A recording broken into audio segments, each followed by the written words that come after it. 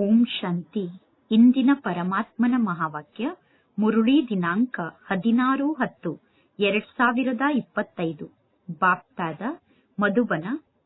ಮಧುರ ಮಕ್ಕಳೇ, ಏಕಾಂತದಲ್ಲಿ ಕುಳಿತು ನಾನು ಶರೀರದಿಂದ ಭಿನ್ನ ಆದಂತಹ ಆತ್ಮ ಆಗಿದ್ದೇನೆ ಎಂದು ಅಭ್ಯಾಸವನ್ನು ಮಾಡಿ. ಆಗ ನಾನು ಶರೀರದಿಂದ ಭಿನ್ನ ಆದಂತಹ ಆತ್ಮ ಎಂದು ನಿಮಗೆ ಅನುಭವ ಆಗಬೇಕು. ಇದಕ್ಕೆ ಬದುಕಿರುವಾಗಲೇ ಸಾಯುವುದು ಎಂದು ಕರೆಯಲಾಗುತ್ತದೆ. ಇಂದಿನ ಪ್ರಶ್ನೆಯಾಗಿದೆ, ಏಕಾಂತದ ಅರ್ಥ ಏನಾಗಿದೆ?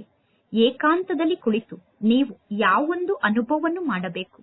ಉತ್ತರ, ಏಕಾಂತದ ಅರ್ಥವೇ ಆಗಿದೆ, ಒಬ್ಬ ತಂದೆಯ ನೆನಪಿನಲ್ಲಿ ಈ ಶರೀರದ ಅಂತ್ಯ ಆಗಬೇಕು. ಅಂದರೆ ತಂದೆಯ ನೆನಪಿನಲ್ಲಿ ಶರೀರದ ಅಂತ್ಯ ಆಗಬೇಕು. ಇದಕ್ಕೆ ಏಕಾಂತ ಎಂದು ಕರೆಯಲಾಗುತ್ತದೆ.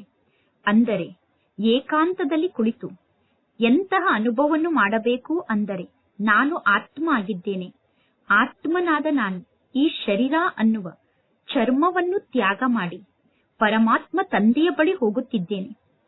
ತಂದೆಯ ನೆನಪನ್ನು ಬಿಟ್ಟರೆ ಬೇರೆ ಯಾರ ನೆನಪೂ ಬರಬಾರದು. ಕುಳಿತಂತೆ ಅಶರೀರಿಯಾಗಿ ಬಿಡಬೇಕು.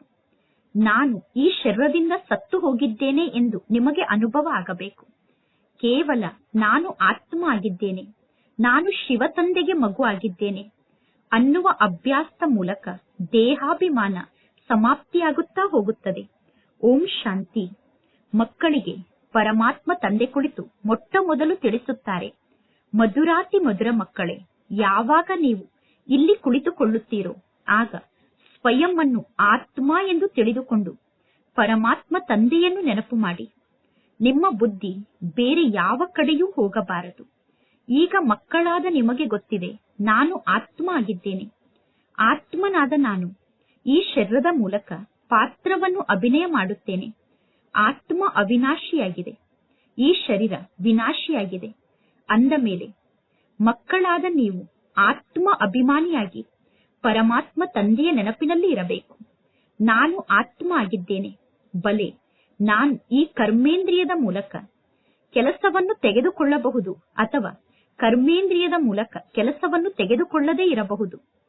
ಸ್ವಯಂ ಅನ್ನು ಶರೀರದಿಂದ ಭಿನ್ನ ಆದಂತಹ ಆತ್ಮ ಎಂದು ತಿಳಿದುಕೊಳ್ಳಬೇಕು. ಪರಮಾತ್ಮ ತಂದೆ ತಿಳಿಸುತ್ತಾರೆ, ಸ್ವಯಂ ಅನ್ನು ಆತ್ಮ ಎಂದು ತಿಳಿದುಕೊಳ್ಳಿ. ಈ ದೇಹವನ್ನು ಮರೆಯುತ್ತಾ ಹೋಗಿ. ನಾನು ಸ್ವತಂತ್ರ ಆತ್ಮನಾಗಿದ್ದೇನೆ. ಒಬ್ಬ ಪರಮಾತ್ಮ ತಂದೆಯ ನೆನಪನ್ನು ಬಿಟ್ಟು ನಾನೀಗ ಬೇರೆ ಯಾರನ್ನೂ ನೆನಪು ಮಾಡಬಾರದು. ಬದುಕಿರುವಾಗಲೇ ಸತ್ತಿರುವಂತಹ ಸ್ಥಿತಿಯಲ್ಲಿ ಇರಬೇಕು. ಆತ್ಮನಾದ ನಾನು ಈಗ ಒಬ್ಬ ತಂದೆಯ ಜೊತೆಗೆ ಯೋಗವನ್ನು ಜೋಡಣೆ ಮಾಡಿರಬೇಕು. ಇನ್ನು ನಾನು ಈ ಜಗತ್ತಿನಿಂದ ಸತ್ತು ಹೋಗಿದ್ದೇನೆ, ಈ ಮನೆಯಿಂದ ಸತ್ತು ಹೋಗಿದ್ದೇನೆ ಎಂದು ತಿಳಿದುಕೊಳ್ಳಬೇಕು. ನೀವು ಸತ್ತರೆ ನಿಮ್ಮ ಪಾಲಿಗೆ ಜಗತ್ತೇ ಸತ್ತಂತೆ ಎಂದು ಹೇಳುತ್ತಾರೆ. ಈಗ ನೀವು ಬದುಕಿರುವಾಗಲೇ ಸಾಯಬೇಕು. ಆತ್ಮನಾದ ನಾನು ಶಿವ ತಂದೆಗೆ ಮಗು ಆಗಿದ್ದೇನೆ ಎಂದು ತಿಳಿದುಕೊಳ್ಳಬೇಕು. ಈ ಶರೀರದ ಅಭಿಮಾನವನ್ನು ಸಮಾಪ್ತಿ ಮಾಡಿಕೊಳ್ಳುತ್ತಾ ಹೋಗಬೇಕು. ಪರಮಾತ್ಮ ತಂದೆ ತಿಳಿಸುತ್ತಾರೆ, ಸ್ವಯಂ ಅನ್ನು ಆತ್ಮ ಎಂದು ತಿಳಿದುಕೊಳ್ಳಿ ಮತ್ತು ತಂದೆಯಾದ ನನ್ನನ್ನು ನೀವು ನೆನಪು ಮಾಡಿ. ಶರೀರದ ಅಭಿಮಾನವನ್ನು ತ್ಯಾಗ ಮಾಡಿ. ಇದು ಹಳೆಯ ಶರೀರ ಆಗಿದೆ. ಹಳೆಯ ವಸ್ತುವನ್ನು ತ್ಯಾಗ ಮಾಡಲಾಗುತ್ತದೆ. ಸ್ವಯಂ ಅನ್ನು ಅಶರೀರಿ ಆತ್ಮ ಎಂದು ತಿಳಿದುಕೊಳ್ಳಿ. ಈಗ ನೀವು ಪರಮಾತ್ಮ ತಂದೆಯನ್ನು ನೆನಪು ಮಾಡುತ್ತಾ ತಂದೆಯ ಬಳಿ ಹೋಗಬೇಕು. ಈ ರೀತಿ ಪರಮಾತ್ಮ ತಂದೆಯನ್ನು ನೆನಪು ಮಾಡುತ್ತಿದ್ದರೆ ನಿಮಗೆ ತಂದೆಯನ್ನು ನೆನಪು ಮಾಡುವಂತಹ ಅಭ್ಯಾಸ ಆಗಿಬಿಡುತ್ತದೆ. ಈಗ ನೀವು ವಾಪಸ್ ಮನೆಗೆ ಹೋಗಬೇಕು. ಅಂದ ಮೇಲೆ ಈ ಹಳೆಯ ಜಗತ್ತನ್ನು ನಾನೇಕೆ ನೆನಪು ಮಾಡಬೇಕು? ಏಕಾಂತದಲ್ಲಿ ಕುಳಿತು ಸ್ವಯಂನ ಜೊತೆಗೆ ಸ್ವಯಂ ಈ ರೀತಿ ಪರಿಶ್ರಮವನ್ನು ಪಡಬೇಕು. ಏಕಾಂತದಲ್ಲಿ ಕುಳಿತು ಹಳೆಯ ಜಗತ್ತನ್ನು ಮರೆತು ತಂದೆಯನ್ನು ನೆನಪು ಮಾಡುವಂತಹ ಪರಿಶ್ರಮವನ್ನು ಪಡಬೇಕು. ಭಕ್ತಿ ಮಾರ್ಗದಲ್ಲಿ ಕುಟೀರದ ಒಳಗಡೆ ಹೋಗಿ ಕುಳಿತು ಮಾಲೆಯನ್ನು ಜಪ ಮಾಡುತ್ತಿರುತ್ತಾರೆ, ಪೂಜೆಯನ್ನು ಮಾಡುತ್ತಾರೆ. ನೀವು ಕೂಡ ಏಕಾಂತದಲ್ಲಿ ಕುಳಿತು ತಂದೆಯನ್ನು ನೆನಪು ಮಾಡಲು ಪ್ರಯತ್ನ ಪಡಿ. ಆಗ ತಂದೆಯನ್ನು ನೆನಪು ಮಾಡುವಂತಹ ಅಭ್ಯಾಸ ಆಗುತ್ತದೆ. ನೀವೀಗ ಬಾಯಿಂದ ಏನನ್ನೂ ಹೇಳಬಾರದು. ಇದು ಬುದ್ಧಿಯ ಮಾತಾಗಿದೆ. ಶಿವ ತಂದೆ ನಮಗೆ ಶಿಕ್ಷಣವನ್ನು ಕಲಿಸುವಂತಹ ತಂದೆ ಆಗಿದ್ದಾರೆ. ಶಿವ ತಂದೆ ಪುರುಷಾರ್ಥವನ್ನು ಮಾಡುವುದಿಲ್ಲ. ಶಿವ ತಂದೆ ಪುರುಷಾರ್ಥವನ್ನು ಮಾಡುವ ಅವಶ್ಯಕತೆ ಇಲ್ಲ. ಈ ಬ್ರಹ್ಮ ತಂದೆ ಪುರುಷಾರ್ಥವನ್ನು ಮಾಡುತ್ತಾರೆ. ಪುನಃ ಪರಮಾತ್ಮ ತಂದೆ ಮಕ್ಕಳಾದ ನಿಮಗೆ ತಿಳಿಸುತ್ತಾರೆ. ಎಷ್ಟು ಸಾಧ್ಯ ಆಗುತ್ತದೆಯೋ ಅಷ್ಟು ಈ ರೀತಿ ಕುಳಿತು ಜ್ಞಾನದ ಬಗ್ಗೆ ವಿಚಾರವನ್ನು ಮಾಡಿ. ಈಗ ನಾವು ವಾಪಸ್ ನಮ್ಮ ಮನೆಗೆ ಹೋಗಬೇಕು. ಈ ಶರೀರವನ್ನು ಇಲ್ಲೇ ತ್ಯಾಗ ಮಾಡಬೇಕು. ಒಬ್ಬ ತಂದೆಯ ನೆನಪಿನಲ್ಲಿ ಸ್ಥಿತ ಆಗುವುದರಿಂದ ನಮ್ಮ ವಿಕರ್ಮ ವಿನಾಶ ಆಗುತ್ತದೆ ಮತ್ತು ನಮ್ಮ ಆಯಸ್ಸು ಕೂಡ ವೃದ್ಧಿಯಾಗುತ್ತದೆ. ಆಂತರ್ಯದಲ್ಲಿ ಇದೇ ಜ್ಞಾನದ ಚಿಂತನೆ ನಡೆಯುತ್ತಿರಬೇಕು. ಬಾಹ್ಯ ರೂಪದಲ್ಲಿ ನಾವು ಯಾವ ಮಾತನ್ನೂ ಮಾತನಾಡಬಾರದು. ಭಕ್ತಿ ಮಾರ್ಗದಲ್ಲೂ ಕೂಡ ಬ್ರಹ್ಮ ತತ್ವವನ್ನು ಕೆಲವರು ನೆನಪು ಮಾಡುತ್ತಾರೆ, ಕೆಲವರು ಶಿವ ತಂದೆಯನ್ನು ನೆನಪು ಮಾಡುತ್ತಾರೆ. ಆದರೆ ಆ ನೆನಪು ಯಥಾರ್ಥವಾದ ನೆನಪಲ್ಲ. ಪರಮಾತ್ಮ ತಂದೆಯ ಪರಿಚಯವೇ ಗೊತ್ತಿಲ್ಲ ಅಂದ ಮೇಲೆ ತಂದೆಯನ್ನು ಹೇಗೆ ನೆನಪು ಮಾಡಲು ಸಾಧ್ಯ? ಈಗ ನಿಮಗೆ ಪರಮಾತ್ಮ ತಂದೆಯ ಪರಿಚಯ ಸಿಕ್ಕಿದೆ. ಬೆಳಗ್ಗೆ ಬೆಳಗ್ಗೆ ಎದ್ದು ಏಕಾಂತದಲ್ಲಿ ಕುಳಿತು ಸ್ವಯಂನ ಜೊತೆಗೆ ಸ್ವಯಂ ಈ ರೀತಿ ಮಾತನಾಡಿಕೊಳ್ಳಿ. ಜ್ಞಾನದ ಬಗ್ಗೆ ವಿಚಾರ ಸಾಗರ ಮಂಥನವನ್ನು ಮಾಡಿ ಪರಮಾತ್ಮ ತಂದೆಯನ್ನು ನೆನಪು ಮಾಡಿ. ಬಾಬಾ, ನಾನೀಗ ನಿಮ್ಮ ಸತ್ಯ ಮಡಿಲಿಗೆ ಬಂದೇ ಅಂದರೆ ಬಂದೇ ಬಿಟ್ಟೆ ಎಂದು ಹೇಳಬೇಕು. ಅದು ಆತ್ಮಿಕ ಮಡಿಲಾಗಿದೆ. ಅಂದರೆ ಶಿವ ತಂದೆಯ ಮಡಿಲು ಆತ್ಮಿಕ ಮಡಿಲಾಗಿದೆ. ಈ ರೀತಿ ಸ್ವಯಂನ ಜೊತೆಗೆ ಸ್ವಯಂ ಮಾತನಾಡಿಕೊಳ್ಳಬೇಕು. ಈಗ ಪರಮಾತ್ಮ ತಂದೆ ಬಂದಿದ್ದಾರೆ. ಪ್ರತಿ ಕಲ್ಪದಲ್ಲೂ ಪರಮಾತ್ಮ ತಂದೆ ಬಂದು ನಮಗೆ ರಾಜಯೋಗವನ್ನು ಕಲಿಸುತ್ತಾರೆ. ಪರಮಾತ್ಮ ತಂದೆ ತಿಳಿಸುತ್ತಾರೆ, ತಂದೆಯಾದ ನನ್ನನ್ನು ನೀವು ನೆನಪು ಮಾಡಿ ಮತ್ತು ಈ ಸೃಷ್ಟಿ ಚಕ್ರವನ್ನು ನೆನಪು ಮಾಡಿ. ಈಗ ನೀವು ಸ್ವದರ್ಶನ ಚಕ್ರಧಾರಿಗಳಾಗಬೇಕು. ಪರಮಾತ್ಮ ತಂದೆಯಲ್ಲಿ ಸಂಪೂರ್ಣ ಜ್ಞಾನ ಇದೆ. ತಂದೆಯಲ್ಲಿ ಚಕ್ರದ ಸಂಪೂರ್ಣ ಜ್ಞಾನ ಇದೆ. ಆ ಚಕ್ರದ ಜ್ಞಾನವನ್ನು ಪರಮಾತ್ಮ ತಂದೆ ನಿಮಗೆ ನೀಡುತ್ತಾರೆ. ಪರಮಾತ್ಮ ತಂದೆ ನಿಮ್ಮನ್ನು ತ್ರಿಕಾಲದರ್ಶಿಯನ್ನಾಗಿ ಮಾಡುತ್ತಿದ್ದಾರೆ. ಮೂರೂ ಕಾಲ ಅಂದರೆ ಆದಿ ಮಧ್ಯ ಅಂತ್ಯದ ಬಗ್ಗೆ ಈಗ ನಿಮಗೆ ಗೊತ್ತಿದೆ. ಪರಮಾತ್ಮ ತಂದೆ ಪರಮ ಆತ್ಮ ಆಗಿದ್ದಾರೆ. ಪರಮಾತ್ಮ ತಂದೆಗೆ ತಮ್ಮದೇ ಆದ ಶರೀರ ಇಲ್ಲ. ಈಗ ಪರಮಾತ್ಮ ತಂದೆ ಈ ಬ್ರಹ್ಮನ ತನುವಿನಲ್ಲಿ ಕುಳಿತು ನಿಮಗೆ ಜ್ಞಾನವನ್ನು ತಿಳಿಸುತ್ತಾರೆ. ಇದೆಲ್ಲ ಅದ್ಭುತವಾದ ಜ್ಞಾನದ ಮಾತಾಗಿದೆ. ಭಗೀರಥನ ತನುವಿನಲ್ಲಿ ಪರಮಾತ್ಮ ತಂದೆ ವಿರಾಜಮಾನ ಆಗಿದ್ದಾರೆ. ಅಂದ ಮೇಲೆ ಪರಮಾತ್ಮ ತಂದೆ ಅವತರಿತ ಆಗುವಂತಹ ಭಗೀರಥ ಆದಂತಹ ಬ್ರಹ್ಮನ ತನುವಿನಲ್ಲಿ ಬ್ರಹ್ಮನ ಇನ್ನೊಂದು ಆತ್ಮ ಕೂಡ ಇದೆ ತಾನೆ. ಬ್ರಹ್ಮ ತಂದೆಯ ಅನೇಕ ಜನ್ಮದ ಅಂತಿಮ ಜನ್ಮ ಈ ಜನ್ಮ ಆಗಿದೆ. ಬ್ರಹ್ಮ ತಂದೆ ನಂಬರ್ 1 ಪಾವನ ಆಗುತ್ತಾರೆ. ನಂತರ ಪುನಃ ಬ್ರಹ್ಮ ತಂದೆ ನಂಬರ್ 1 ಪತಿತ ಆಗುತ್ತಾರೆ. ಬ್ರಹ್ಮ ತಂದೆ ಎಂದು ಸ್ವಯಂವನ್ನು ಭಗವಂತ ಎಂದು ಹೇಳಿಕೊಳ್ಳುವುದಿಲ್ಲ. ಬ್ರಹ್ಮ ತಂದೆ ಎಂದೂ ಸ್ವಯಂವನ್ನು ವಿಷ್ಣು ಎಂದು ಹೇಳಿಕೊಳ್ಳುವುದಿಲ್ಲ. ಈ ಸಮಯದಲ್ಲಿ ಈ ಜಗತ್ತಿನಲ್ಲಿ ಪಾವನ ಆತ್ಮರು ಒಬ್ಬರೂ ಇಲ್ಲ, ಎಲ್ಲರೂ ಪತಿತರಾಗಿದ್ದಾರೆ. ಅಂದ ಮೇಲೆ ಪರಮಾತ್ಮ ತಂದೆ ಮಕ್ಕಳಿಗೆ ತಿಳಿಸುತ್ತಾರೆ, ಈ ರೀತಿ ನೀವು ಜ್ಞಾನದ ಬಗ್ಗೆ ವಿಚಾರ ಸಾಗರ ಮಂಥನವನ್ನು ಮಾಡಿ. ಜ್ಞಾನದ ಬಗ್ಗೆ ವಿಚಾರ ಸಾಗರ ಮಂಥನವನ್ನು ಮಾಡುವುದರಿಂದ ನಿಮಗೆ ಖುಷಿ ಇರುತ್ತದೆ. ಈ ಜ್ಞಾನದ ಬಗ್ಗೆ ವಿಚಾರ ಸಾಗರ ಮಂಥನವನ್ನು ಮಾಡಲು ಇಲ್ಲಿ ಏಕಾಂತದ ಅವಶ್ಯಕತೆ ಇದೆ. ಒಬ್ಬ ತಂದೆಯ ನೆನಪಿನಲ್ಲಿ ನಾವು ತಲ್ಲೀನ ಆಗಬೇಕು. ಒಬ್ಬ ತಂದೆಯ ನೆನಪಿನಲ್ಲೇ ಈ ಶರೀರದ ಅಂತ್ಯ ಆಗಬೇಕು. ಇದಕ್ಕೆ ಏಕಾಂತ ಎಂದು ಕರೆಯಲಾಗುತ್ತದೆ. ಒಬ್ಬ ತಂದೆಯ ನೆನಪಿನಲ್ಲಿ ನಮ್ಮ ಶರೀರದ ಅಂತ್ಯ ಆದಾಗ ಈ ಚರ್ಮದ ಶರೀರದಿಂದ ನಾವು ಮುಕ್ತ ಆಗುತ್ತೇವೆ. ಸನ್ಯಾಸಿಗಳು ಬ್ರಹ್ಮಾಂಡವನ್ನು ನೆನಪು ಮಾಡುತ್ತಾರೆ ಅಥವಾ ಬ್ರಹ್ಮ ತತ್ವವನ್ನು ನೆನಪು ಮಾಡುತ್ತಿರುತ್ತಾರೆ. ಬ್ರಹ್ಮಾಂಡವನ್ನು ನೆನಪು ಮಾಡುತ್ತಾ ಅವರ ಶರೀರದ ಅಭಿಮಾನವೇ ಸಮಾಪ್ತಿಯಾಗುತ್ತದೆ. ನಾನೀಗ ಹೋಗಿ ಬ್ರಹ್ಮಾಂಡದಲ್ಲಿ ಲೀನ ಆಗಬೇಕು ಎಂದು ಅವರು ತಿಳಿದುಕೊಳ್ಳುತ್ತಾರೆ. ಕೇವಲ ಏಕಾಂತದಲ್ಲಿ ಕುಳಿತು ತಪಸ್ಸನ್ನು ಮಾಡುತ್ತಿರುತ್ತಾರೆ. ತಪಸ್ಸನ್ನು ಮಾಡುತ್ತಾ ಕುಳಿತಲ್ಲೇ ಶರೀರವನ್ನು ತ್ಯಾಗ ಮಾಡುತ್ತಾರೆ. ಭಕ್ತಿ ಮಾರ್ಗದಲ್ಲಿ ಮನುಷ್ಯರು ಬಹಳಷ್ಟು ಪೆಟ್ಟನ್ನು ತಿನ್ನುತ್ತಾರೆ. ಈ ಜ್ಞಾನ ಮಾರ್ಗದಲ್ಲಿ ಪೆಟ್ಟನ್ನು ತಿನ್ನುವ ಮಾತೇ ಇಲ್ಲ. ಈ ಜ್ಞಾನ ಮಾರ್ಗದಲ್ಲಿ ನಾವು ಪರಮಾತ್ಮ ತಂದೆಯ ನೆನಪಿನಲ್ಲಿ ಸ್ಥಿತ ಆಗಬೇಕು. ಅಂತಿಮ ಸಮಯದಲ್ಲಿ ಒಬ್ಬ ಶಿವ ತಂದೆಯ ನೆನಪನ್ನು ಬಿಟ್ಟು ಬೇರೆ ಯಾರ ನೆನಪೂ ನಮಗೆ ಬರಬಾರದು. ನಾವು ಗೃಹಸ್ಥ ವ್ಯವಹಾರದಲ್ಲೇ ಇರಬೇಕು. ಇನ್ನು ತಂದೆಯನ್ನು ನೆನಪು ಮಾಡಲು ಸಮಯವನ್ನು ಮಾಡಿಕೊಳ್ಳಬೇಕು. ವಿದ್ಯಾರ್ಥಿಗಳಿಗೆ ಶಿಕ್ಷಣವನ್ನು ಕಲಿಯುವ ಆಸಕ್ತಿ ಇರುತ್ತದೆ. ಇದು ಶಿಕ್ಷಣ ಆಗಿದೆ. ಸ್ವಯಂವನ್ನು ಆತ್ಮ ಎಂದು ತಿಳಿದುಕೊಳ್ಳದೇ ಇರುವ ಕಾರಣ ತಂದೆ, ಶಿಕ್ಷಕ, ಗುರು ಎಲ್ಲರನ್ನೂ ಮರೆತು ಬಿಡುತ್ತಾರೆ. ಏಕಾಂತದಲ್ಲಿ ಕುಳಿತು ಈ ರೀತಿ ಜ್ಞಾನದ ಬಗ್ಗೆ ವಿಚಾರವನ್ನು ಮಾಡಿ. ಗೃಹಸ್ಥಿಗಳ ಮನೆಯಲ್ಲಿ ವೈಬ್ರೇಷನ್ ಸರಿ ಇರುವುದಿಲ್ಲ. ಅದಕ್ಕೋಸ್ಕರ ಗೃಹಸ್ಥಿಗಳು ಸಪರೇಟ್ ಆಗಿ ಒಂದು ಕುಟೀರವನ್ನು ಮಾಡಿಕೊಂಡು ಕುಟೀರದಲ್ಲಿ ಏಕಾಂತದಲ್ಲಿ ಹೋಗಿ ಕುಳಿತುಕೊಳ್ಳಿ. ಮಾತೆಯರಿಗೆ ಹಗಲಿನ ಸಮಯದಲ್ಲೂ ಕೂಡ ತಂದೆಯನ್ನು ನೆನಪು ಮಾಡಲು ಸಮಯ ಸಿಗುತ್ತದೆ. ಮಕ್ಕಳು ಮುಂತಾದವರು ಶಾಲೆಗೆ ಹೋಗುತ್ತಾರೆ. ಆಗ ಎಷ್ಟು ಸಮಯ ಸಿಗುತ್ತದೆಯೋ ಅಷ್ಟು ಸಮಯ ತಂದೆಯನ್ನು ನೆನಪು ಮಾಡಲು ಪ್ರಯತ್ನ ಪಡಬೇಕು. ನಿಮ್ಮೆಲ್ಲರಿಗೂ ಒಂದೇ ಮನೆ ಇದೆ. ಪರಮಾತ್ಮ ತಂದೆಗೆ ಎಷ್ಟೊಂದು ಮನೆ ಇದೆ ಮತ್ತು ತಂದೆಯ ಮನೆಯ ಸಂಖ್ಯೆ ವೃದ್ಧಿಯಾಗುತ್ತಿರುತ್ತದೆ. ಮನುಷ್ಯರಿಗೆ ಉದ್ಯೋಗ ವ್ಯವಹಾರದ ಚಿಂತೆ ಇರುತ್ತದೆ. ಉದ್ಯೋಗ ವ್ಯವಹಾರದ ಚಿಂತೆ ಜಾಸ್ತಿ ಆದಾಗ ಮನುಷ್ಯರಿಗೆ ನಿದ್ದೆ ಕೂಡ ಬರುವುದಿಲ್ಲ. ಇದು ಕೂಡ ವ್ಯಾಪಾರ ಆಗಿದೆ. ಪರಮಾತ್ಮ ತಂದೆ ಎಷ್ಟು ದೊಡ್ಡ ಅಕ್ಕಸಾಲಿಗ ಆಗಿದ್ದಾರೆ. ಪರಮಾತ್ಮ ತಂದೆ ಬಹಳ ದೊಡ್ಡ ಎಕ್ಸ್ಚೇಂಜ್ ಮಾಡುವಂತಹ ವ್ಯಾಪಾರವನ್ನು ಮಾಡುತ್ತಾರೆ.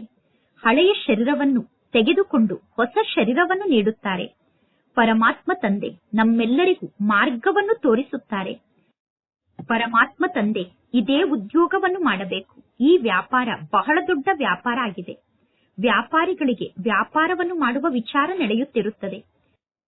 ಬ್ರಹ್ಮ ತಂದೆ ಬಹಳಷ್ಟು ರೂಪದಲ್ಲಿ ಶಿವ ತಂದೆಯನ್ನು ನೆನಪು ಮಾಡಲು ಪ್ರಯತ್ನ ಪಡುತ್ತಾರೆ. ನಂತರ ಬ್ರಹ್ಮ ತಂದೆ ಸ್ವಯಂ ಮಕ್ಕಳಿಗೆ ತಿಳಿಸುತ್ತಾರೆ, ನೀವು ಕೂಡ ಈ ರೀತಿ ತಂದೆಯನ್ನು ನೆನಪು ಮಾಡಿ, ಈ ರೀತಿ ತಂದೆಯನ್ನು ನೆನಪು ಮಾಡಿ ಎಂದು. ಎಷ್ಟು ಜಾಸ್ತಿ ಸಮಯ ನೀವು ತಂದೆಯನ್ನು ನೆನಪು ಮಾಡುತ್ತೀರೋ, ಎಷ್ಟು ಜಾಸ್ತಿ ನೀವು ತಂದೆಯನ್ನು ನೆನಪು ಮಾಡುತ್ತೀರೋ ಅಷ್ಟು ಸ್ವತಃ ನಿಮಗೆ ನಿದ್ದೆ ಬರುವುದೇ ಇಲ್ಲ. ಅಂದರೆ ಸ್ವತಃ ನಿಮ್ಮ ನಿದ್ದೆ ಸಮಾಪ್ತಿಯಾಗುತ್ತದೆ. ಆತ್ಮಕ್ಕೆ ಸಂಪಾದನೆಯನ್ನು ಮಾಡಿಕೊಳ್ಳುವಾಗ ಖುಷಿಯಾಗುತ್ತದೆ. ಸಂಪಾದನೆ ಆಗುವಾಗ ಆತ್ಮಕ್ಕೆ ಖುಷಿಯಾಗುತ್ತದೆ. ಸಂಪಾದನೆಯನ್ನು ಮಾಡಿಕೊಳ್ಳುವುದಕ್ಕೋಸ್ಕರ ಮನುಷ್ಯರು ರಾತ್ರಿಯ ಸಮಯದಲ್ಲೂ ಕೂಡ ಜಾಗೃತರಾಗಿ ಎದ್ದಿರುತ್ತಾರೆ. ಸೀಸನ್ನ ಸಮಯದಲ್ಲಿ ಸಂಪೂರ್ಣ ರಾತ್ರಿ ಅಂಗಡಿಯನ್ನು ತೆರೆದಿರುತ್ತಾರೆ. ಸೀಸನ್ ಬಂದಾಗ ರಾತ್ರಿಯೆಲ್ಲ ಅಂಗಡಿಯನ್ನು ತೆರೆದು ವ್ಯಾಪಾರವನ್ನು ಮಾಡುತ್ತಾರೆ. ನಿಮ್ಮ ಈ ಸಂಪಾದನೆಯಲ್ಲೂ ಕೂಡ ರಾತ್ರಿಯ ಸಮಯದಲ್ಲಿ ನಿಮಗೆ ಚೆನ್ನಾಗಿ ಸಂಪಾದನೆ ಆಗುತ್ತದೆ ಮತ್ತು ಬೆಳಗ್ಗೆ ಅಮೃತ ವೇಳೆಯ ಸಮಯದಲ್ಲಿ ನಿಮಗೆ ಚೆನ್ನಾಗಿ ಸಂಪಾದನೆ ಆಗುತ್ತದೆ. ನೀವು ಸ್ವದರ್ಶನ ಚಕ್ರಧಾರಿಗಳಾಗುತ್ತೀರಾ, ತ್ರಿಕಾಲದರ್ಶಿಗಳಾಗುತ್ತೀರಾ. 21 ಜನ್ಮಕ್ಕೋಸ್ಕರ ನೀವೀಗ ಹಣವನ್ನು ಸಂಗ್ರಹ ಮಾಡಿಕೊಳ್ಳುತ್ತೀರಾ. ಮನುಷ್ಯರು ಶ್ರೀಮಂತರಾಗುವುದಕ್ಕೋಸ್ಕರ ಎಷ್ಟೊಂದು ಪುರುಷಾರ್ಥವನ್ನು ಮಾಡುತ್ತಾರೆ. ನೀವೀಗ ತಂದೆಯನ್ನು ನೆನಪು ಮಾಡಿದರೆ ನಿಮ್ಮ ವಿಕರ್ಮ ವಿನಾಶ ಆಗುತ್ತದೆ. ತಂದೆಯ ನೆನಪಿನ ಮೂಲಕ ನಿಮಗೆ ಶಕ್ತಿ ಸಿಗುತ್ತದೆ. ನೀವು ನೆನಪಿನ ಯಾತ್ರೆಯಲ್ಲಿ ಸ್ಥಿತ ಆಗದೇ ಇದ್ದರೆ ನಿಮಗೆ ನೀವೇ ಬಹಳಷ್ಟು ನಷ್ಟವನ್ನು ಮಾಡಿಕೊಳ್ಳುತ್ತೀರಾ. ನೆನಪಿನ ಯಾತ್ರೆಯಲ್ಲಿ ಸ್ಥಿತ ಆಗದೇ ಇದ್ದರೆ ನಿಮಗೆ ಬಹಳಷ್ಟು ನಷ್ಟ ಆಗುತ್ತದೆ. ಏಕೆಂದರೆ ತಲೆಯ ಮೇಲೆ ಪಾಪದ ಹೊರೆ ಬಹಳಷ್ಟು ಜಾಸ್ತಿ ಇದೆ. ಈಗ ಸಂಪಾದನೆಯನ್ನು ಜಮಾ ಮಾಡಿಕೊಳ್ಳಬೇಕು. ಒಬ್ಬ ತಂದೆಯನ್ನು ನೆನಪು ಮಾಡಬೇಕು ಮತ್ತು ತ್ರಿಕಾಲದರ್ಶಿಗಳಾಗಬೇಕು. ಇದು ಅವಿನಾಶಿ ಧನ ಆಗಿದೆ. ಅರ್ಧ ಕಲ್ಪಕ್ಕೋಸ್ಕರ ಈ ಅವಿನಾಶಿ ಹಣವನ್ನು ಸಂಗ್ರಹ ಮಾಡಿಕೊಳ್ಳಬೇಕು. ನಿಮ್ಮ ಈ ಜೀವನ ಬಹಳಷ್ಟು ಬೆಲೆ ಬಾಳುವಂತಹ ಜೀವನ ಆಗಿದೆ. ವಿಚಾರ ಸಾಗರ ಮಂಥನವನ್ನು ಮಾಡಿ ಜ್ಞಾನ ರತ್ನವನ್ನು ತೆಗೆಯಬೇಕು. ವಿಚಾರ ಸಾಗರ ಮಂಥನವನ್ನು ಮಾಡಿ ರತ್ನವನ್ನು ಹುಡುಕಬೇಕು. ಹೇಗೆ ಬ್ರಹ್ಮ ತಂದೆ ಸ್ವಯಂ ವಿಚಾರ ಸಾಗರ ಮಂಥನವನ್ನು ಮಾಡುತ್ತಾರೆ. ಬ್ರಹ್ಮ ತಂದೆ ಮಕ್ಕಳಿಗೂ ಕೂಡ ಯುಕ್ತಿಯನ್ನು ತಿಳಿಸುತ್ತಾರೆ. ಮಕ್ಕಳು ತಂದೆಗೆ ಹೇಳುತ್ತಾರೆ, ಬಾಬಾ, ಮಾಯೆಯ ಬಿರುಗಾಳಿ ಬಹಳಷ್ಟು ಬರುತ್ತದೆ ಎಂದು. ಪರಮಾತ್ಮ ತಂದೆ ತಿಳಿಸುತ್ತಾರೆ, ಎಷ್ಟು ಸಾಧ್ಯ ಆಗುತ್ತದೆಯೋ ಅಷ್ಟು ಸ್ವಯಂಗೋಸ್ಕರ ಸಂಪಾದನೆಯನ್ನು ಮಾಡಿಕೊಳ್ಳಿ. ಈ ಸಂಪಾದನೆಯೇ ಕೆಲಸಕ್ಕೆ ಬರುತ್ತದೆ. ಏಕಾಂತದಲ್ಲಿ ಕುಳಿತು ತಂದೆಯನ್ನು ನೆನಪು ಮಾಡಬೇಕು. ಮಂದಿರಕ್ಕೆ ಹೋಗಿ ನೀವು ಬಹಳಷ್ಟು ಸೇವೆಯನ್ನು ಮಾಡಬಹುದು. ನಿಮಗೆ ಸಮಯ ಇದ್ದರೆ ಮಂದಿರಕ್ಕೆ ಹೋಗಿ ಬಹಳಷ್ಟು ಸೇವೆಯನ್ನು ಮಾಡಿ. ಸದಾ ಬ್ಯಾಡ್ಜ್ ಅನ್ನು ಹಾಕಿಕೊಂಡಿರಬೇಕು. ಆಗ ನೀವು ಆತ್ಮಿಕ ಮಿಲಿಟರಿಯವರಾಗಿದ್ದೀರಾ ಎಂದು ಎಲ್ಲರೂ ತಿಳಿದುಕೊಳ್ಳುತ್ತಾರೆ. ನಾವೀಗ ಸ್ವರ್ಗದ ಸ್ಥಾಪನೆಯನ್ನು ಮಾಡುತ್ತಿದ್ದೇವೆ ಎಂದು ನೀವು ಬರೆಯುತ್ತೀರಾ. ಆದಿ ಸನಾತನ ದೇವಿ ದೇವತಾ ಧರ್ಮ ಇತ್ತು. ಈಗ ದೇವತಾ ಧರ್ಮ ಇಲ್ಲ. ಈಗ ಪುನಃ ಪರಮಾತ್ಮ ತಂದೆ ದೇವತಾ ಧರ್ಮವನ್ನು ಸ್ಥಾಪನೆ ಮಾಡುತ್ತಾರೆ. ಲಕ್ಷ್ಮೀ ನಾರಾಯಣ ಆಗುವುದೇ ನಮ್ಮ ಗುರಿ ಉದ್ದೇಶ ಆಗಿದೆ. ಯಾವ ಸಮಯದಲ್ಲಿ ಬೇಕಾದರೂ ಈ ಟ್ರಾನ್ಸ್ಲೈಟ್ನ ಚಿತ್ರವನ್ನು ಬ್ಯಾಟರಿಯ ಜೊತೆಗೆ ತೆಗೆದುಕೊಂಡು ಹೋಗಿ ನೀವು ಪರಿಕ್ರಮಣೆಯನ್ನು ಮಾಡಬಹುದು ಮತ್ತು ನೀವು ಎಲ್ಲರಿಗೂ ಹೇಳಬೇಕು, ಈಗ ಈ ಲಕ್ಷ್ಮೀ ನಾರಾಯಣರ ರಾಜ್ಯವನ್ನು ನಾವು ಸ್ಥಾಪನೆ ಮಾಡುತ್ತಿದ್ದೇವೆ ಎಂದು. ಈ ಲಕ್ಷ್ಮೀ ನಾರಾಯಣರ ಚಿತ್ರ ಎಲ್ಲಾ ಚಿತ್ರಕ್ಕಿಂತ ಬಹಳ ಫಸ್ಟ್ ಕ್ಲಾಸ್ ಆದ ಚಿತ್ರ ಆಗಿದೆ. ಈ ಚಿತ್ರ ಬಹಳಷ್ಟು ಪ್ರಸಿದ್ಧ ಆಗುತ್ತದೆ. ಕೇವಲ ಒಬ್ಬ ಲಕ್ಷ್ಮೀನಾರಾಯಣರಷ್ಟೇ ಇರಲಿಲ್ಲ, ಸಂಪೂರ್ಣ ಲಕ್ಷ್ಮೀನಾರಾಯಣರ ರಾಜಧಾನಿಯೇ ಇತ್ತು. ಈ ಸ್ವರಾಜ್ಯವನ್ನು ನಾವೀಗ ಸ್ಥಾಪನೆ ಮಾಡುತ್ತಿದ್ದೇವೆ. ಈಗ ಪರಮಾತ್ಮ ತಂದೆ ತಿಳಿಸುತ್ತಾರೆ, ಮನ್ಮನಾಭವ ಅಂದರೆ ತಂದೆಯಾದ ನನ್ನೊಬ್ಬನನ್ನೇ ನೀವು ನೆನಪು ಮಾಡಿ, ಆಗ ನಿಮ್ಮ ವಿಕರ್ಮ ವಿನಾಶ ಆಗುತ್ತದೆ. ನಾವು ಗೀತೆಯ ಸಪ್ತಾಹವನ್ನು ಆಚರಣೆ ಮಾಡುತ್ತೇವೆ ಎಂದು ಎಲ್ಲರೂ ಹೇಳುತ್ತಾರೆ. ಪರಮಾತ್ಮ ತಂದೆ ತಿಳಿಸುತ್ತಾರೆ, ಕಲ್ಪದ ಮೊದಲಿನಂತೆ ಈ ಎಲ್ಲಾ ಪ್ಲಾನ್ಗಳ ರಚನೆ ಆಗುತ್ತಿದೆ. ಪರಿಕ್ರಮಣೆಯನ್ನು ಮಾಡುವುದಕ್ಕೋಸ್ಕರ ಚಿತ್ರವನ್ನು ತೆಗೆದುಕೊಂಡು ಹೋಗಬೇಕು. ನೀವು ಶಾಂತಿ ಯಾತ್ರೆಯನ್ನು ಮಾಡುವಾಗ ಚಿತ್ರವನ್ನೂ ಕೂಡ ತೆಗೆದುಕೊಂಡು ಹೋಗಬೇಕು. ಈ ಲಕ್ಷ್ಮೀನಾರಾಯಣರ ಚಿತ್ರವನ್ನು ನೋಡಿ ಎಲ್ಲರೂ ಬಹಳಷ್ಟು ಖುಷಿ ಪಡುತ್ತಾರೆ. ನೀವೀಗ ತಿಳಿಸುತ್ತೀರಾ, ಪರಮಾತ್ಮ ತಂದೆಯನ್ನು ನೆನಪು ಮಾಡಿ ಮತ್ತು ತಂದೆ ನೀಡುವ ಆಸ್ತಿಯನ್ನು ನೆನಪು ಮಾಡಿ, ಅಂದರೆ ಮನ್ಮನಾಭವ ಎಂದು ನೀವೀಗ ಹೇಳುತ್ತೀರಾ. ಮನ್ಮನಾಭವ ಅನ್ನುವಂಥದ್ದು ಭಗವದ್ಗೀತೆಯ ಶಬ್ದ ಆಗಿದೆ. ಭಗವಂತ ತಂದೆ ಶಿವ ತಂದೆ ಆಗಿದ್ದಾರೆ. ಆ ಶಿವ ತಂದೆ ತಿಳಿಸುತ್ತಾರೆ, ತಂದೆಯಾದ ನನ್ನನ್ನು ನೀವು ನೆನಪು ಮಾಡಿ, ಆಗ ನಿಮ್ಮ ವಿಕರ್ಮ ವಿನಾಶ ಆಗುತ್ತದೆ. 84 ಜನ್ಮದ ಚಕ್ರವನ್ನು ನೆನಪು ಮಾಡಿ, ಆಗ ನೀವು ಈ ರೀತಿ ದೇವತೆಗಳಾಗುತ್ತೀರಾ. ಲಿಟರೇಚರ್ ಅನ್ನು ಕೂಡ ನೀವು ಉಡುಗೊರೆಯ ರೂಪದಲ್ಲಿ ನೀಡುತ್ತಿರಬೇಕು. ಶಿವತಂದೆಯ ಭಂಡಾರ ಅಂತೂ ಸದಾ ಭರ್ಪೂರ್ ಆಗಿದೆ. ಮುಂದೆ ಹೋದಂತೆ ಬಹಳಷ್ಟು ಸೇವೆ ನಡೆಯುತ್ತದೆ. ಗುರಿ ಉದ್ದೇಶ ಎಷ್ಟೊಂದು ಸ್ಪಷ್ಟವಾಗಿದೆ. ಒಂದೇ ರಾಜ್ಯ ಇತ್ತು, ಒಂದೇ ಧರ್ಮ ಇತ್ತು. ಸತ್ಯಯುಗದಲ್ಲಿ ನಾವು ಬಹಳಷ್ಟು ಶ್ರೀಮಂತರಾಗಿದ್ದೆವು. ಮನುಷ್ಯರು ಒಂದೇ ರಾಜ್ಯ ಇರಬೇಕು, ಒಂದೇ ಧರ್ಮ ಇರಬೇಕು ಎಂದು ಬಯಸುತ್ತಾರೆ. ಮನುಷ್ಯರು ಯಾವುದನ್ನು ಬಯಸುತ್ತಾರೋ ಅದರ ಸಂಪೂರ್ಣ ಪ್ರಭಾವ ಈಗ ಕಾಣಿಸುತ್ತಿದೆ. ಆದ್ದರಿಂದ ಎಲ್ಲವೂ ಸರಿ ಹೋಗುತ್ತದೆ ಎಂದು ಮನುಷ್ಯರು ತಿಳಿದುಕೊಂಡಿದ್ದಾರೆ.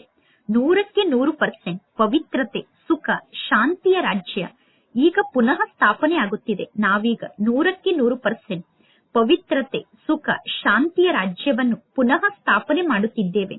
ಅಂದ ಮೇಲೆ ನಿಮಗೆ ಎಷ್ಟೊಂದು ಖುಷಿ ಇರುತ್ತದೆ.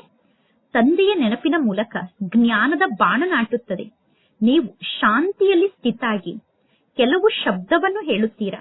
ನೀವೀಗ ಜಾಸ್ತಿ ಶಬ್ದವನ್ನು ಉಪಯೋಗ ಮಾಡಬಾರದು, ಅಂದರೆ ನೀವೀಗ ಜಾಸ್ತಿ ಮಾತನ್ನು ಮಾತನಾಡಬಾರದು, ನೀವೀಗ ಜಾಸ್ತಿ ಶಬ್ದದಲ್ಲಿ ಬರಬಾರದು.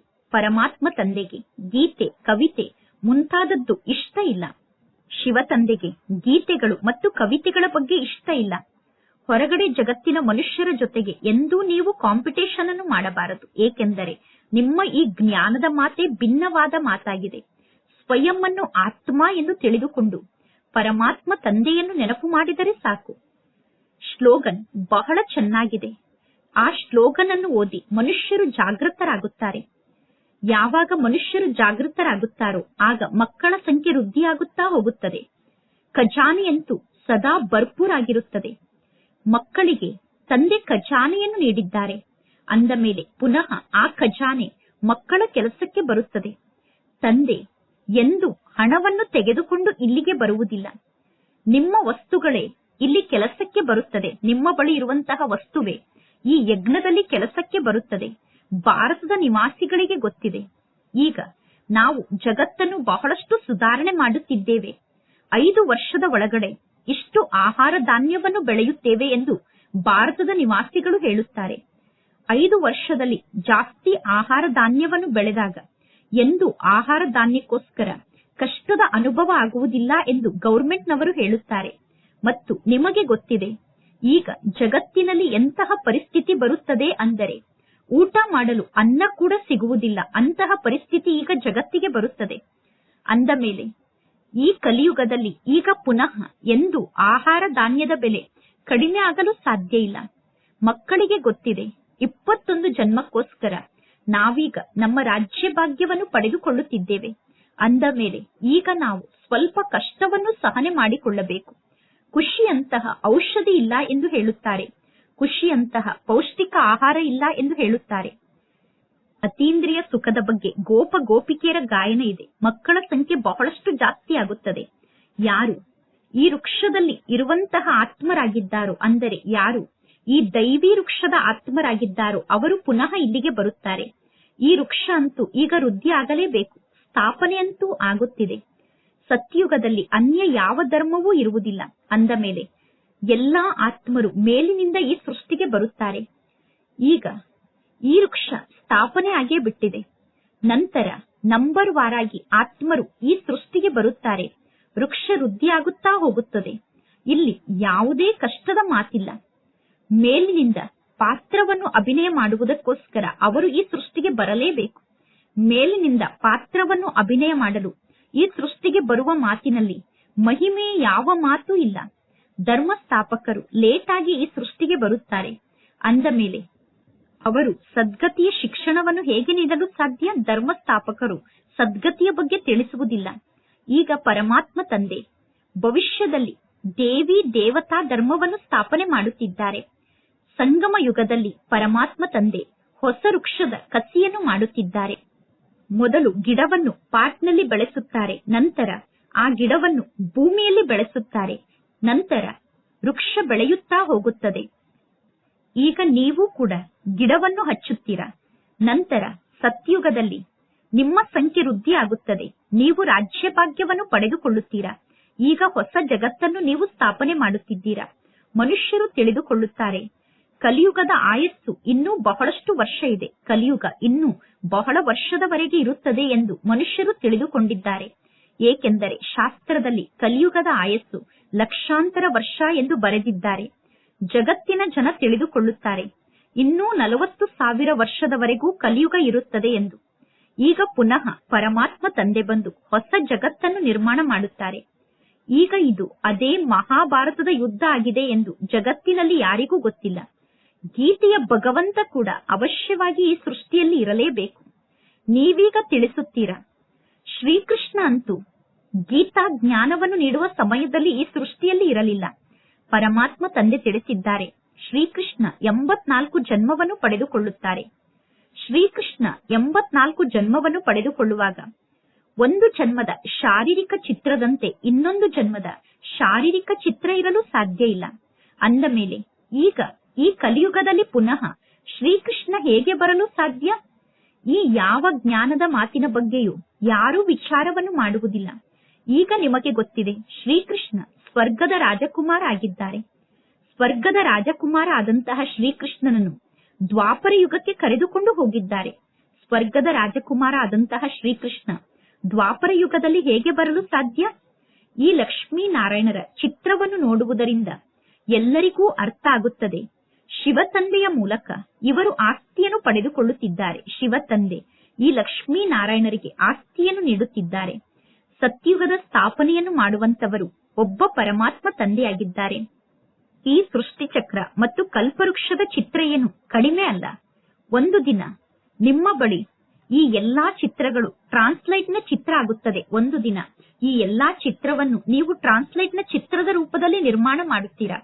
ಪುನಃ ಎಲ್ಲರೂ ಹೇಳುತ್ತಾರೆ, ನಮಗೂ ಇಂತಹ ಚಿತ್ರ ಬೇಕು ಎಂದು.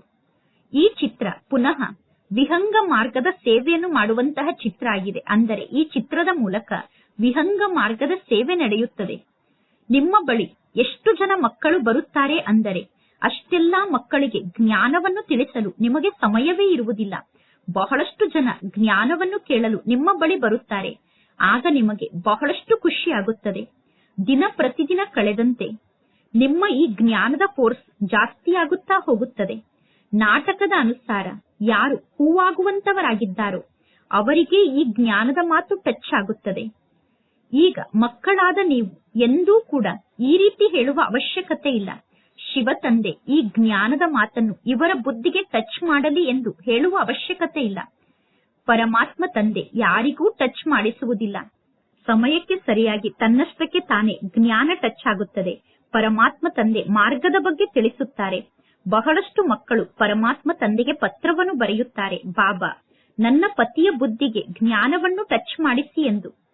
ಈ ರೀತಿ ಎಲ್ಲರ ಬುದ್ಧಿಗೂ ಪರಮಾತ್ಮ ತಂದೆ ಜ್ಞಾನವನ್ನು ಟಚ್ ಮಾಡಿಸಿದರೆ ಎಲ್ಲರೂ ಸ್ವರ್ಗದಲ್ಲಿ ಒಟ್ಟಿಗೆ ಸೇರಿಕೊಳ್ಳಬೇಕಾಗುತ್ತದೆ. ಸ್ವರ್ಗದಲ್ಲಿ ಎಲ್ಲರೂ ಬರಬೇಕಾಗುತ್ತದೆ. ಶಿಕ್ಷಣದಲ್ಲಿ ಪರಿಶ್ರಮವನ್ನು ಪಡಬೇಕು. ನೀವೀಗ ಈಶ್ವರನ ಸೇವಾದಾರಿಗಳಾಗಿದ್ದೀರಾ. ಸತ್ಯವಾದ ಜ್ಞಾನದ ಮಾತನ್ನು ಪರಮಾತ್ಮ ತಂದೆ ಮೊದಲೇ ತಿಳಿಸುತ್ತಾರೆ. ಮಕ್ಕಳೇ, ಈಗ ನೀವು ಏನನ್ನು ಮಾಡಬೇಕು ಎಂದು ಈ ರೀತಿ ಚಿತ್ರವನ್ನು ನೀವು ತೆಗೆದುಕೊಂಡು ಹೋಗಬೇಕು. ಏಣಿಯ ಚಿತ್ರವನ್ನೂ ಕೂಡ ತೆಗೆದುಕೊಂಡು ಹೋಗಬೇಕು. ನಾಟಕದ ಅನುಸಾರ ಹೊಸ ಜಗತ್ತಿನ ಸ್ಥಾಪನೆ ಆಗಲೇಬೇಕು. ಪರಮಾತ್ಮ ತಂದೆ ಸೇವೆಯನ್ನು ಮಾಡುವುದಕ್ಕೋಸ್ಕರ ಮಕ್ಕಳಿಗೆ ಆದೇಶವನ್ನು ನೀಡುತ್ತಾರೆ.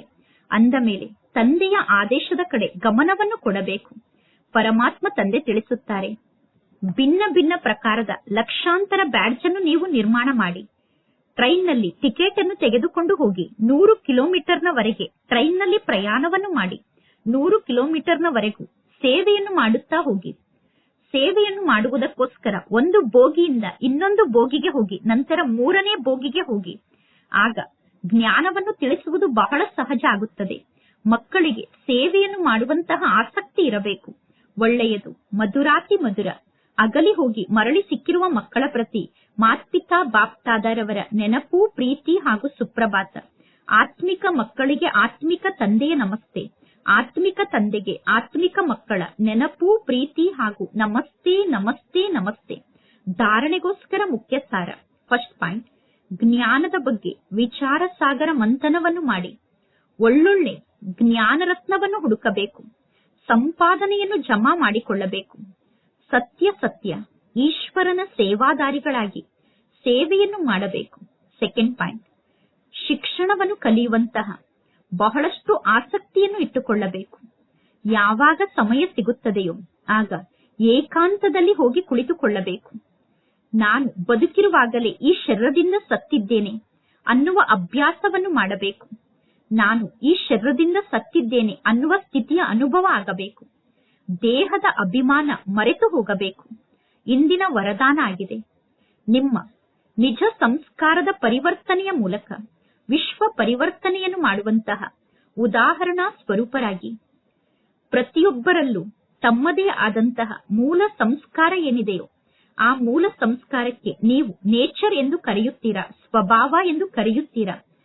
ಸಮಯಕ್ಕೆ ಸರಿಯಾಗಿ ಪುರುಷಾರ್ಥದ ಮಾರ್ಗದಲ್ಲಿ ಮುಂದೆ ಹೋಗುವಾಗ ಆ ಸ್ವಭಾವ ಅಥವಾ ಮೂಲ ಸಂಸ್ಕಾರವೇ ಅಡೆತಡೆಯನ್ನು ಹಾಕುತ್ತದೆ.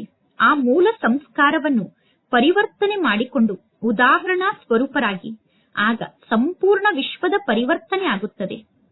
ಈಗ ಈ ರೀತಿ ಸ್ವಯಂವನ್ನು ಪರಿವರ್ತನೆ ಮಾಡಿಕೊಳ್ಳಿ. ಆದಿಯ ಸಮಯದಿಂದ ಇವರಲ್ಲಿ ಇಂತಹ ಸಂಸ್ಕಾರ ಇದೆ ಎಂದು ಯಾರೂ ವರ್ಣನೆಯನ್ನು ಮಾಡಬಾರದು. ಪರ್ಸೆಂಟೇಜ್ನಲ್ಲಿ ಅಂಶ ಮಾತ್ರದಲ್ಲೂ ಹಳೆಯ ಸಂಸ್ಕಾರ ನಿಮ್ಮಲ್ಲಿ ಕಾಣಿಸಬಾರದು. ಹಳೆಯ ಸಂಸ್ಕಾರದ ಬಗ್ಗೆ ಯಾರು ನಿಮ್ಮನ್ನು ನೋಡಿ ವರ್ಣನೆಯನ್ನು ಮಾಡಬಾರದು. ಆಗ ಸಂಪೂರ್ಣ ಪರಿವರ್ತನೆಯನ್ನು ಮಾಡಿಕೊಂಡು ಉದಾಹರಣಾ ಸ್ವರೂಪ ಆತ್ಮರು ನೀವಾಗಿದ್ದೀರಾ ಎಂದು ನಿಮ್ಮನ್ನು ನೋಡಿ ಎಲ್ಲರೂ ಹೇಳುತ್ತಾರೆ. ಇಂದಿನ ಶ್ಲೋಗನ್ ಆಗಿದೆ. ಈಗ ಪ್ರಯತ್ನವನ್ನು ಮಾಡುವಂತಹ ಸಮಯ ಸಮಾಪ್ತಿಯಾಗಿದೆ. ಆದ್ದರಿಂದ ಮನಸ್ಸಿನಿಂದ ಪ್ರತಿಜ್ಞೆಯನ್ನು ಮಾಡಿ ಜೀವನವನ್ನು ಪರಿವರ್ತನೆ ಮಾಡಿಕೊಳ್ಳಿ. ಇಂದಿನ ಅವ್ಯಕ್ತ ಸೂಚನೆಯಾಗಿದೆ. ಸ್ವಯಂಗೋಸ್ಕರ ಮತ್ತು ಸರ್ವರಿಗೋಸ್ಕರ ಮನಸ್ಸಿನ ಮೂಲಕ ಯೋಗದ ಶಕ್ತಿಯ ಪ್ರಯೋಗವನ್ನು ಮಾಡಿ. ಹೇಗೆ ವಿಜ್ಞಾನವನ್ನು ಪ್ರಯೋಗ ಮಾಡುತ್ತಾರೆ ಅಂದರೆ ವಿಜ್ಞಾನದ ಶಕ್ತಿಯ ಪ್ರಯೋಗವನ್ನು ಮಾಡಿ ಎಲ್ಲರೂ ತಿಳಿದುಕೊಳ್ಳುತ್ತಾರೆ. ಈ ವಿಜ್ಞಾನ ಈಗ ಒಳ್ಳೆಯ ಕಾರ್ಯವನ್ನು ಮಾಡುತ್ತಿದೆ ಎಂದು, ವಿಜ್ಞಾನದ ಮೂಲಕ ಒಳ್ಳೆಯ ಕಾರ್ಯ ನಡೆಯುತ್ತದೆ ಎಂದು ಎಲ್ಲರೂ ತಿಳಿದುಕೊಳ್ಳುತ್ತಾರೆ. ಅದೇ ರೀತಿ ನೀವು ಶಾಂತಿಯ ಶಕ್ತಿಯನ್ನು ಪ್ರಯೋಗ ಮಾಡಿ. ಶಾಂತಿಯ ಶಕ್ತಿಯನ್ನು ಪ್ರಯೋಗ ಮಾಡುವುದಕ್ಕೋಸ್ಕರ ಏಕಾಗ್ರತೆಯ ಅಭ್ಯಾಸವನ್ನು ವೃದ್ಧಿ ಮಾಡಿಕೊಳ್ಳಿ. ಏಕಾಗ್ರತೆಗೆ ಮುಖ್ಯ ಆಧಾರ ಅಂದರೆ ಮನಸ್ಸಿನಲ್ಲಿ ನಿಯಂತ್ರಣಾ ಶಕ್ತಿ ಅಂದರೆ ಕಂಟ್ರೋಲಿಂಗ್ ಪವರ್ ಇರಬೇಕು. ನಿಯಂತ್ರಣಾ ಶಕ್ತಿಯ ಮೂಲಕ ಮನೋಬಲ ವೃದ್ಧಿಯಾಗುತ್ತದೆ. ಮನೋಬಲವನ್ನು ವೃದ್ಧಿ ಮಾಡಿಕೊಳ್ಳುವುದಕ್ಕೋಸ್ಕರ ಏಕಾಂತ ವಾಸಿಗಳಾಗಿ. ಒಳ್ಳೆಯದು. ಓಂ ಶಾಂತಿ.